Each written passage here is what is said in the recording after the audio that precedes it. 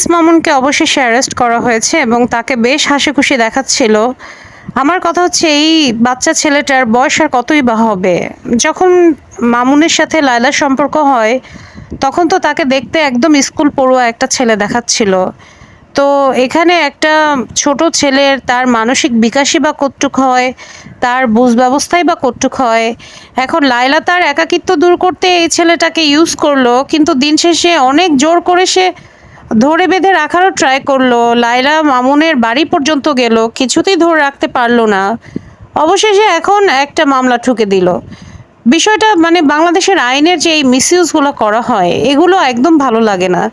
তো যখন মামুন আর লায়লা একসাথে থাকতো, তখন কেন প্রশাসন এই বিষয়টা দেখে নেয়? কারণ তারা যে এরকম লিভ ইন রিলেশনে ছিল, এটা তো একটা সামাজিক অবক্ষয়।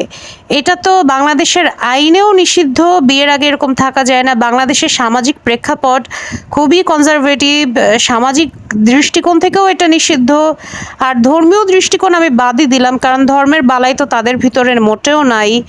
তাহলে কিসের ভিত্তিতে, আমার কথা হলো, এতদিন এটা মানে প্রশাসন এই জিনিসটা নিয়ে মাথা ঘামায়নি বা তাদেরকে নিষেধ করেনি? দিন শেষে একটা ছেলে যে কিনা তার ফ্যামিলির দায়িত্ব নিয়েছে অল্প বয়সে, সেই ছেলেটাকে এখন একটা মামলা ঠুকে দেওয়া হলো। তো সেই হিসেবে সামাজিক অবক্ষয়ের কারণে তো লায়লারও তো দোষ আছে। একটা টিনেজ ছেলেকে যে সে এরকম মিসইউজ করলো এবং টিনেজ ছেলেটাকে নিয়ে সে যা তা খেললো, এবং কাইন্ড অফ এটাকে কি বলবো, এটাকে অনেক ভাষায় বলা যায়, এগুলো আসলে ফেসবুকে উচ্চারণ করতে চাচ্ছি না, আপনারা বুঝে নিবেন।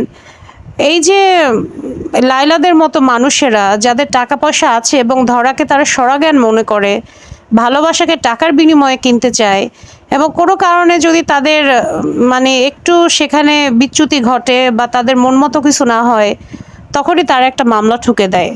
তো এই বিষয়টা আমার কাছে মোটেও ভালো লাগেনি। লায়লার সাথে মামুনের যে ঘটনাটা ঘটেছিল, সেটা আরও 6 মাস আগে ঘটেছিল। এরপর আমরা দেখেছি তারা একসাথে থেকেছে এবং মামুনের প্রতি তার জান প্রাণ পুরা উজাড়। মামুন, বাসায় এসো, এটা তোমাদের বাসা, এটা তোমার বাসা, আমাদের সংসার, এখানে পশু পাখি কুত্তা সবাই তোমাকে মিস করতেছে, কাজের বুয়া তুমি ছাড়া বাসা অন্ধকার, ভালো লাগে না। এই যে এই ধরনের কথাবার্তা, এগুলো আমার তো মনে হয় লায়লা মানসিকভাবে অসুস্থ কিনা সেটাও দেখা উচিত। গ্রেফতার তো লায়লাকেও করা উচিত। মামুন বরং ছোট ছেলে, ওকে কেন আইনের আওতায় আনা হবে? ও তো একেবারে বলা যায় টিনেজও না যখন লায়লার সাথে পরিচয় হয়েছে। তো এখন একটা মানুষ যার বয়স হয় না, তার বুঝ অবস্থা কম, তার অপরাধের কি শাস্তি হইতে পারে?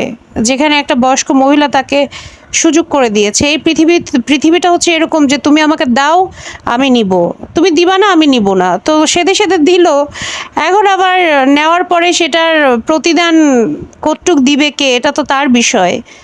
যাই হোক, আমার কথা হচ্ছে আইন যেন একতরফাভাবে কোনো কিছু বিচার না করে, এটাই আইনের প্রতি আমার অনুরোধ থাকবে, মানে আইন বিশেষজ্ঞদের প্রতি। ধন্যবাদ।